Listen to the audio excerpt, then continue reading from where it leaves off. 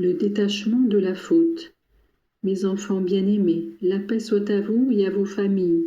Je suis ce Jésus de Nazareth, votre ami et votre frère, qui ayant aimé infiniment les hommes et trouvant ses délices en leur compagnie, a choisi de demeurer sur la terre tout au long des siècles, même si c'est caché sous les espèces d'un peu de pain.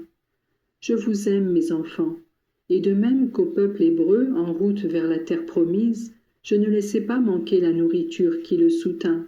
De même aux chrétiens en marche vers la céleste Jérusalem, j'ai donné et je donne continuellement une nourriture spéciale et délicieuse. Je donne mon corps et mon sang, je donne ma chair et ma vie divine. Qui mange ma chair et boit mon sang vivra éternellement, ai-je dit. L'Eucharistie est donc le gage de la vie éternelle. Toutefois, il vous a été dit que celui qui mange indignement le corps du Seigneur et boit indignement son sang, mange et boit sa propre condamnation. Je veux donc vous rappeler les défauts présents parfois dans le comportement de mes enfants envers ce sacrement, don infini d'amour. Prenez le cas de la première communion.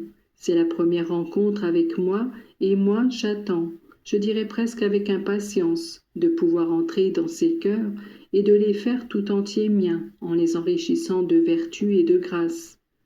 Les petits-enfants, eux aussi, ont l'usage de la raison et la capacité de pécher. Il est donc nécessaire que les futurs communiants soient pénétrés de la sainteté de l'action qu'ils vont accomplir et qu'ils sachent que Dieu désire rencontrer des âmes purifiées par la contrition de leurs péchés et par la confession. Cette vérité à laquelle ils devront croire pendant toute leur vie sera aussi pour l'avenir le guide sûr qui leur permettra d'éviter des communions sacrilèges ou mauvaises. Quelle erreur de la part des parents et des prêtres de ne pas habituer les petits-enfants à cette délicatesse de conscience que je désire tant. Je ne veux pas troubler les consciences, mais je désire que les choses de Dieu soient traitées comme telles, et que ne disparaisse jamais cette sainte crainte qui est l'indice d'un véritable amour. La confession, comme recours à la miséricorde de Dieu, est le meilleur moyen d'habituer les enfants à cette vigilance sur eux-mêmes, qui en fera d'authentiques chrétiens. Mais il y a un autre moment dans la vie du chrétien également important, qui est souvent vécu de manière inadéquate ou superficielle. Je parle de la messe du dimanche et de ceux qui s'approchent de la table eucharistique avec légèreté et indifférence, comme s'ils accomplissaient l'action la plus commune. Il est vrai que le couronnement du Saint-Sacrifice est la communion, qui permet à votre Dieu d'agir en vous.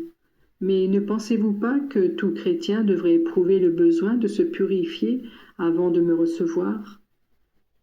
C'est pourquoi j'insiste en vous demandant le détachement de la faute et le recours au sacrement de la confession, afin que l'on accomplisse cette purification indispensable. Que jamais l'on ne revienne de l'autel avec un péché de plus, car vous le savez, Judas aussi a communié, et dans le monde ils sont nombreux ceux qui me trahissent. Je touche maintenant un point extrêmement douloureux. Mes enfants, je désire être le réconfort des mourants et transformer la mort en une joyeuse rencontre avec le ciel.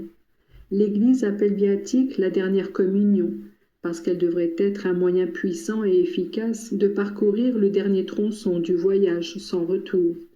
Mais considérez le comportement de nombreux chrétiens, dans la crainte d'épouvanter le malade. Ils demandent des sacrements quand le malade n'est plus en mesure de comprendre, ou se contente d'une bénédiction donnée sous condition. Mes enfants, que d'inconscience même dans le monde des bons. Ils oublient et négligent les devoirs les plus élémentaires, chargeant leur conscience de responsabilité. Est-il possible que l'on ne sache pas distinguer le véritable amour, le vrai bien, qui est certainement celui d'assurer le salut éternel ? Je vous dis ces choses afin que vous soyez en quelque sorte mes porte-paroles. Vous devez croire à la miséricorde et à la bonté infinie de Dieu. Mais vous ne pouvez oublier que Dieu ne sauve pas celui qui ne veut pas se sauver et ne collabore pas avec lui pour atteindre le paradis. L'Eucharistie, mes enfants, est le sacrifice non sanglant de l'homme-Dieu, qui en s'immolant se donne à chacun pour faire communion avec lui.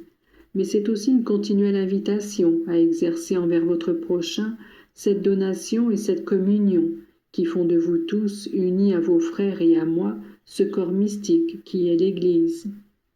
Je vous en prie, appréciez et faites apprécier mon don incomparable, et si vous voulez que votre dernière communion soit bien faite, agissez de sorte que chaque communion porte comme un signe caractéristique de préparation la pureté de conscience et la charité fraternelle. Je vous bénis tous, que la fête du corps et du sang de Jésus vous fasse grandir en sainteté et en grâce.